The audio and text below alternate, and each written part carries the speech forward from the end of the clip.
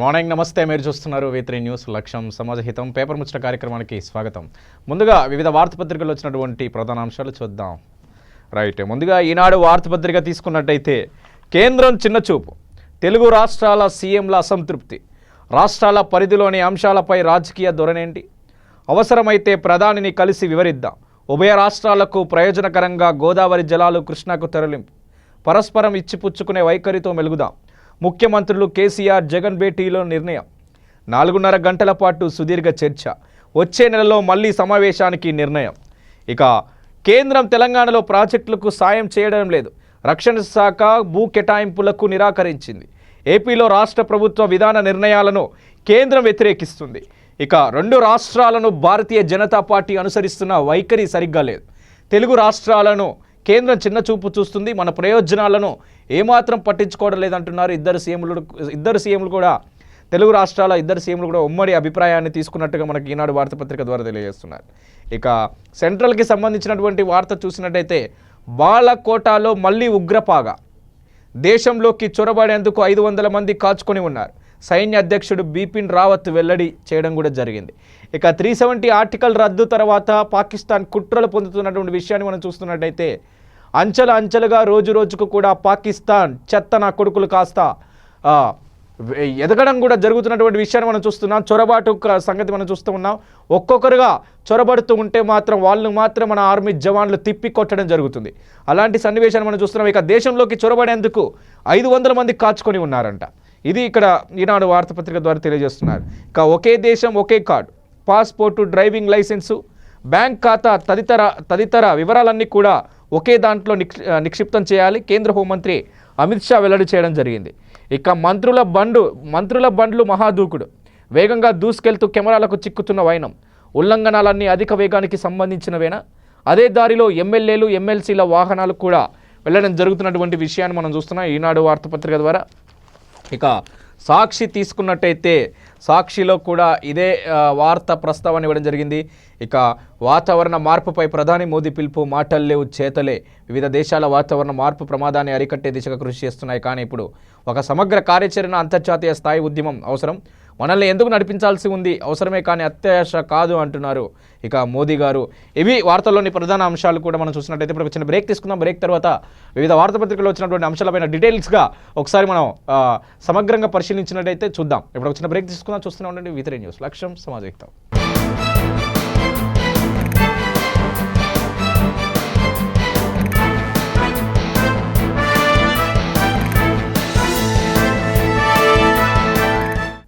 Welcome back. V3 news లక్ష్యం సమాజహితం paper ముచ్చట కార్యక్రమానికి తిరిగి స్వాగతం, సుస్వాగతం.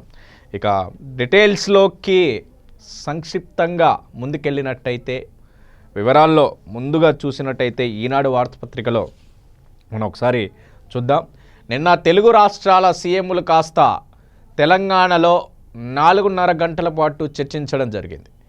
ఇక వివిధ అభిప్రాయాలపైన, తెలుగు రాష్ట్రాల్లో ఉండేటటువంటి నీళ్ళ సమస్యలపైన, గోదావరి జలాలపైన, అదేవిధంగా ప్రాజెక్టులపైన, ఇక కేంద్రం చూపిస్తున్నటువంటి నిరసన వ్యక్తం కూడా ఇద్దరు సీఎంలు అభిప్రాయపడ్డారు.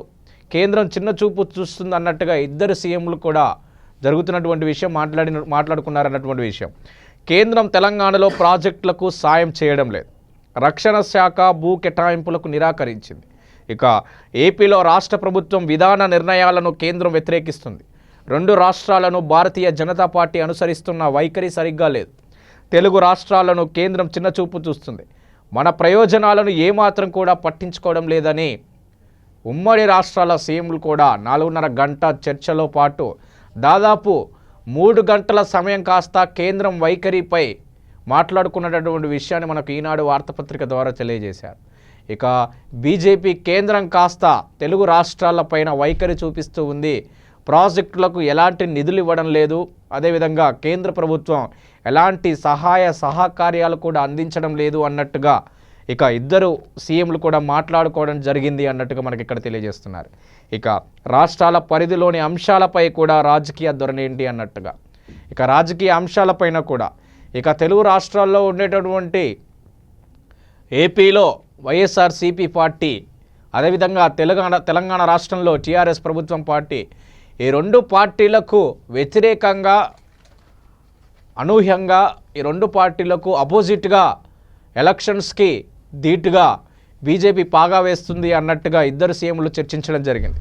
ఇక అవసరమైతే ప్రధానిని కలిసి వివరిద్దాం, ప్రాజెక్టులపై విధులపై తెలుగు రాష్ట్రాల ధోరణిపై తెలుగు రాష్ట్రాల వైఖరిని చూపిస్తున్నటువంటి కేంద్ర ప్రభుత్వానికి ఖచ్చితంగా రాబోయే రోజుల్లో కూడా మోదీని కలిసి వివరించాలన్నట్టుగా ఇద్దరు సీఎంలు మాట్లాడుకోవడం జరిగింది. ఉభయ రాష్ట్రాలకు ప్రయోజకరంగా గోదావరి జలాలు కృష్ణాకు తరలింపు అనే అంశంపై పరస్పరం ఇచ్చిపుచ్చుకునే వైఖరితో మెలుగుదాం. ఇక కలిసి ఉంటే కలదు సుఖం అన్నట్టుగా ఇరు రాష్ట్రాలు కూడా ముందుకెళ్లాలి అన్నట్టుగా ఇరు రాష్ట్రాల ముఖ్యమంత్రులు చర్చించుకున్నట్టు కూడా మనకి ఈనాడు వార్తాపత్రిక ద్వారా తెలుస్తుంది. ఇక అదేవిధంగా చూసినట్టయితే ముఖ్యమంత్రులు కేసీఆర్ జగన్ భేటీలో కూడా నిర్ణయించుకోవడం జరిగింది. 4.5 గంటల పాటు సుదీర్ఘ చర్చ కూడా జరగడం జరిగింది అన్నట్టు. ఇక వచ్చే నెలలో మళ్ళీ కూడా సమావేశానికి అయ్యే నిర్ణయాన్ని కూడా తీసుకున్నారు ఇద్దరు ముఖ్యమంత్రులు కూడా. ఇది జరుగుతున్నటువంటి విషయం. ఉమ్మడి ప్రయోజనాల కోసం కూడా ఇద్దరు తెలుగు రాష్ట్రాల సీఎంలు 4.5 గంటల పాటు చర్చించడం జరిగిందన్నట్టుగా మనకు ఈనాడు వార్తాపత్రిక ద్వారా తెలియజేస్తుంది. ఈ విషయాన్ని మనం తీసుకున్నట్టయితే ఇక రెండో విషయం మనం తీసుకున్నట్టయితే మంత్రుల బండ్లు మహాదూకుడు. ఇక వేగంగా దూసుకెళ్తూ కెమెరాలకు చిక్కుతున్న వైనం. ఉల్లంఘనాలన్నీ అధిక వేగానికి సంబంధించినవే. ఇక అదే దారిలో ఎమ్మెల్యేలు ఎమ్మెల్సీల వాహనాలు, అమాత్యులకు కేటాయించిన వాహనాలు చలానాలు ఇలా.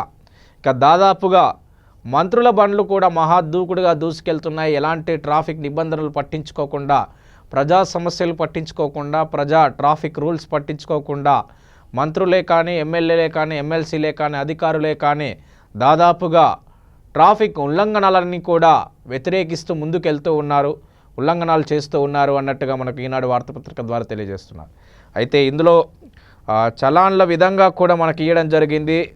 జగదీష్ రెడ్డి 9,315 రూపాయలు చలాన్లు, హరీష్ రావుకి 9,315, ఈటల రాజేందర్ 4,140 రూపాయలు, కొప్పుల ఈశ్వర్ 3,105, ప్రశాంత్ రెడ్డి 2,070, పువ్వాడ అజయ్ కుమార్ 1,035. అంటే వాళ్ళు కొన్ని డీటెయిల్స్ మనకి ఇవ్వడం జరిగింది. ఆ డీటెయిల్స్ని మీ ముందు చదవడం జరిగినటువంటి విషయాన్ని మనం చూస్తున్నాం. ఇక బాలాకోటాలో మళ్ళీ ఉగ్రపాగ. దేశంలోకి చొరబడేందుకు 500 మంది కాచుకొని ఉన్నారు. సైన్య అధ్యక్షుడు బిపిన్ రావత్ వెల్లడి. 370 ఆర్టికల్ రద్దు తర్వాత జమ్మూ కాశ్మీర్ మోదీ సహకార్యంతో, బీజేపీ ప్రభుత్వ సహకార్యంతో, ప్రజల అండదండలతో కూడా జమ్మూ కాశ్మీర్ని భారతదేశంలో కలిపాక ఒక్కసారిగా పాకిస్తాన్ కుట్రలు పండుతున్నటువంటి విషయం మనకు తెలిసిందే. ఇక 370 ఆర్టికల్ తర్వాత ఒక్కొక్కరుగా భారతదేశంపై వివిధ పరస్పర వ్యాఖ్యలు చేస్తున్నటువంటి విషయం తెలిసిందే. ఇక పాక్ ప్రధానమంత్రి ఇమ్రాన్ ఖాన్ కాస్త కూడా ఇండియాపై వైఖరిగా ఉన్నట్టుగా విషయాన్ని కూడా మనం తెలుసు. ఇక మోదీ అమిత్ షా తీసుకున్నటువంటి ఆ నిర్ణయం వెనుక కూడా పీఓకే కూడా ఆక్రమిస్తామన్నట్టుగా, పార్ట్ ఆఫ్ కాశ్మీర్ కూడా మందే అన్నట్టుగా ఆ స్థాయిలో దూసుకెళ్తున్న ప్రభుత్వానికి ఒక్కొక్కరుగా పాకిస్తాన్ కుట్రలు పందుతూ, పాకిస్తాన్ కుక్కలు కాస్త ఒక్కొక్క కుక్క కాస్త ఇండియాలో చొరబడడానికి ప్రయత్నిస్తున్నటువంటి విషయం మనకు తెలుసు. ఇక ఎన్ని దేశాలు నచ్చజెప్పినప్పటికీ, ఎంతోమంది అధ్యక్షులు కూడా వార్నింగ్ ఇచ్చినప్పటికీ కూడా పాకిస్తాన్ వైఖరి మార్చుకోవడం లేదు. పాకిస్తాన్ అలాగే దూకుడుగా ముందుకెళ్తూ ఉంది. ఎర్రచేల్లో బర్రె పట్టినట్టుగా అలాగే ముందుకెళ్తూ ఉన్నటువంటి పాకిస్తాన్ వైఖరిని కూడా ఎండగట్టాలని ఇక కేంద్ర ప్రభుత్వానికి సంబంధించినటువంటి సైన్య అధ్యక్షుడు బిపిన్ రావత్ కూడా వెల్లడి చేయడం జరిగింది. ఇక కొత్తగా ఒక్కొక్కరుగా చొరబడుతూ ఉంటే కూడా మన సైన్య అధికారులు కూడా తిప్పికొట్టడం జరుగుతున్నటువంటి విషయాన్ని కూడా మనం చూస్తూ ఉన్నాం. ఇక దేశంలోకి చొరబడేందుకు 500 మంది ప్రయత్నిస్తూ ఉంటున్నారు. కాబట్టి బిపిన్ రావత్ చాలా జాగ్రత్తగా ఉండాలి, రాబోయే రోజుల్లో కొన్ని సమస్యలు ఎదుర్కోవాల్సి వస్తుందన్నట్టుగా బిపిన్ రావత్ వెల్లడించడం జరిగింది. ఇక ఒకే దేశం ఒకే card, passport, driving licence, bank ఖాతా తదితర వివరాలన్నీ కూడా ఒకే దాంట్లో నిక్షిప్తం చేయాలి. కేంద్ర హోంమంత్రి అమిత్ షా వెల్లడించడం జరిగింది. ఇది మనకు ఈనాడు వార్తాపత్రికలో కొన్ని ప్రధాన అంశాలు తీసుకున్నట్టయితే ఈ విధంగా జరుగుతున్నటువంటి విషయం. ఇక కేంద్ర ప్రభుత్వానికి సంబంధించినటువంటి ఐరాసాలో మోదీ ప్రవేశపెట్టినటువంటి విషయాన్ని మనం చూస్తున్నట్టయితే మాటలు కాదు, ఇక చేతలే. వాతావరణ మార్పులపై పోరుకు అంతర్జాతీయ ఉద్యమం. ఐరాసా సదులో మోదీ పిలుపు. శిలాజేతర ఇంధన ఉత్పత్తి లక్ష్యాన్ని పెంచుతామని కూడా వెల్లడి చేయడం జరిగింది. ఇక వాతావరణ మార్పులపై పోరుకు అంతర్జాతీయ ప్రజా ఉద్యమం అవసరమని ప్రధానమంత్రి నరేంద్ర మోదీ పిలుపునిచ్చారు. మాటలు ఆపి చేతలు మొదలు పెట్టాల్సిన సమయం కూడా ఆసన్నమైందన్నారు. భారత శిలాజేతర ఇంధన ఉత్పత్తి లక్ష్యాలను కూడా రెట్టింపు కన్నా ఎక్కువ స్థాయికి పెంచుతున్నట్లు కూడా ప్రకటించారు. ఇక నరేంద్ర మోదీ కాస్త ఈ నిర్ణయం తీసుకున్నట్టుగా మనకి ఇక్కడ కనపడుతున్నటువంటి విషయం మనం చూస్తున్నాం. ఇక కేంద్ర ఉద్యోగుల రిటైర్మెంట్ 60 సంవత్సరాలు లేదా 33 ఏళ్ల సర్వీసు ఏది ముందైతే అది పదవి విరమణ నిబంధనలో కూడా మార్పు చేయడం జరిగింది అన్నట్టుగా మనకు ఇది కూడా ఒక డీటెయిల్గా మనం తెలుసుకున్నటువంటి విషయం. పల్లెవించిన శ్రమదానం 30 రోజుల ప్రణాళికతో పరిష్కారం అవుతున్న సమస్యలు, తొలుగుతున్న పొదలు, వెలుగుతున్న వీధి దీపాలు, హరితహారానికి పెద్దపీట, చెమట చుక్కల్ని పెట్టుబడిగా అందివ్వండి. నిజామాబాద్ జిల్లాలో ఒక నందిపేట మండలంలో వెల్మేల్లో పిచ్చి మొక్కలను కూడా సర్పంచి తొలగిస్తున్నటువంటి విషయాన్ని కూడా ఇక్కడ మనం ఈనాడు వార్తాపత్రికల్లో చూస్తున్నాం. అయితే మెయిన్గా ఏంటంటే కేసీఆర్ తీసుకున్నటువంటి ఒక విజన్ 30 రోజుల ప్రణాళిక భాగంగా ఏదైతే ఉందో, గ్రామ ప్రణాళికలో భాగంగా ఏదైతే ఉందో, ఇక గ్రామాల్లో ఉండేటటువంటి హరితహార కార్యక్రమమే కానీ, మొక్కలు నాటే కార్యక్రమమే కానీ, పిచ్చి మొక్కలను తొలగించడమే కానీ, నీటి సమస్యనే కానీ, నిధుల సమస్యనే కానీ, ఇక ఇలాంటి సమస్యలు గ్రామాల్లో ఉండేటటువంటి సమస్యలన్నిటిని కూడా ఈ 30 రోజుల ప్రణాళికలో పొందుపరచడం జరిగింది. ఈ 30 రోజుల ప్రణాళికలో భాగంగానే ఇక్కడ దాదాపుగా ఇక 30 రోజుల ప్రణాళికలో భాగంగా చాలా అద్భుతంగా రాణిస్తూ ఉంటున్నారు అన్నట్టుగా ఇక జరుగుతున్నటువంటి విషయాన్ని కూడా పలు వార్తాపత్రికల్లో ఇవ్వడం జరిగింది అన్నట్టు. ఇక దాదాపుగా ఈ 30 రోజుల ప్రణాళిక బాగుంది అన్నట్టుగా సర్పంచ్లంతా కూడా పాల్గొనడం జరుగుతుంది. సర్పంచ్లే కాకుండా గ్రామ అధికారులందరూ కూడా సర్పంచ్లు, ఎంపీటీసీలు, జెడ్పీటీసీలు, తర్వాత గ్రామంలో ఉండేటటువంటి అధికారులు కాస్త కూడా ఈ 30 రోజుల ప్రణాళికలో బాగుంటున్నారు. ఇక చెత్తను తొలగించాలి, పరిశుభ్రతను పాటించాలి అనే నినాదంతో ముందుకెళ్తున్నారు. ఒక మొక్క నాటాలి, దేశాన్ని బాగుపరచాలి, ఒక్కొక్కరు ఒక్కొక్క మొక్క నాటితే ఖచ్చితంగా దేశం అభివృద్ధి చెందుతుంది, పల్లెలు, గ్రామాలన్నీ కూడా అభివృద్ధి అవుతాయి అన్నట్టుగా ఈ 30 రోజుల ప్రణాళికలో పొందుపరచడం జరిగింది. ఇది మనం ఈనాడు వార్తాపత్రికలో ఇలాంటి విశ్లేషణ ఇవ్వడం జరిగింది అన్నట్టు. ఇక దసరా పండుగ రాబోతున్నటువంటి తరుణంలో ఇక 7, 8, 9 ఈ 3 రోజుల దసరా వేడుకలకు, దసరా పండుగ రాబోతున్న అవసరంలో తెలుస్తున్నా. ఆల్రెడీ గవర్నమెంట్ 28 నుంచి కూడా సెలవులు ప్రకటించడం జరిగింది. స్కూల్ విద్యార్థులకు అయితే 28 నుంచి 13వ తేదీ వరకు, అదేవిధంగా జూనియర్ కాలేజెస్, అదేవిధంగా తర్వాత తదితర విద్యార్థులకు అక్టోబర్ 10 వరకు కూడా ఇవ్వడం జరిగినటువంటి విషయాన్ని కూడా మనం చూస్తూ ఉన్నాం. ఇక అదే కాకుండా అక్క చెల్లెళ్ళు అందుకోండి చీరలు, తొలి రోజే 20 లక్షల బతుకమ్మ కోకల పంపిణీ, ఎన్నికల కోడ్ నేపథ్యంలో సూర్యాపేట జిల్లాలో వాయిదా. కార్యక్రమంలో పాల్గొన్న మంత్రులు, ప్రతినిధులు. ఇక దాదాపుగా బతుకమ్మ చీరలు తొలి రోజు మాత్రమే ప్రారంభమయ్యాయి. ఏ రోజైతే మనం అనుకున్నామో 23 నుంచి బతుకమ్మ చీరలు పంపిణీ చేయవలసిందిగా ముఖ్యమంత్రి ఆదేశాల మేరకు, కేసీఆర్ గారి ఆదేశాల మేరకు కూడా పంచడం జరుగుతున్నటువంటి విషయం చూస్తున్నాం. ఇక జిల్లాన కూడా లక్షలు చీరలు పంపిణీ చేయడం జరుగుతుంది. ఇక నిన్న కార్యక్రమం మొదలుపెట్టిన పలు కార్యక్రమాల్లో, పలు జిల్లాల్లో, పలు ప్రాంతాల్లో, పలు పల్లెల్లో కూడా సర్పంచులు, ఎంపీటీసీలు చీరలు పంపిణీ చేస్తే జిల్లాలో కూడా మంత్రులు యాక్టివ్గా పార్టిసిపేట్ చేయడం కూడా జరిగినటువంటి విషయాన్ని మనం ఈనాడు వార్తాపత్రిక ద్వారా చూస్తున్నాం. అంతేకాకుండా బతుకమ్మ చీరలు కాస్త ప్రతి జిల్లాలో పంచడమే జరుగుతుంది. ఇక సూర్యాపేట జిల్లాలో ఆపడం జరిగింది. ఎందుకంటే సూర్యాపేట జిల్లాలో ఎన్నికల కోడ్ నిబంధన ప్రకారం కూడా వాయిదా వేయడం జరిగింది. ఇక హుజూర్ నగర్ ఎన్నికల పోరుకు సిద్ధమవుతున్నటువంటి విషయం మనకు తెలిసిందే. అక్టోబర్ 21న ఎన్నికలకు సిద్ధమైనటువంటి విషయం కూడా మనం చూస్తూ ఉన్నాం. పోలింగ్ జరిగేటటువంటి విషయాన్ని కూడా అప్పటికి ఎన్నికల కోడ్ రావడం కూడా జరిగినటువంటి విషయాన్ని పరిధిలో పెట్టుకొని, ఆధీనంలోకి తీసుకొని ఈ చీరల పంపిణీ అనేది కూడా సూర్యాపేట జిల్లాలో కూడా, హుజూర్ నగర్ ప్రాంతం సైడ్ కూడా, ఇలాంటి ప్రాంతాలు టోటల్గా సూర్యాపేట జిల్లాలో ఈ ప్రాంతానికి చీరల పంపిణీ అనేది ఆపడం జరిగింది. ఎన్నికల కోడ్ ఉల్లంఘనలోకి తీసుకొని ఈ విషయాన్ని మనం చూస్తూ ఉన్నాం. ఇక ఇంకొక కొంచెం విషయాన్ని చూస్తున్నట్టయితే చదువుల రాణులు, ఉన్నత విద్యలో అబ్బాయిలతో అమ్మాయిలు పోటీ జరుగుతున్నటువంటి విషయం కూడా మనకు ఈనాడు వార్తాపత్రిక ఇవ్వడం జరుగుతుంది.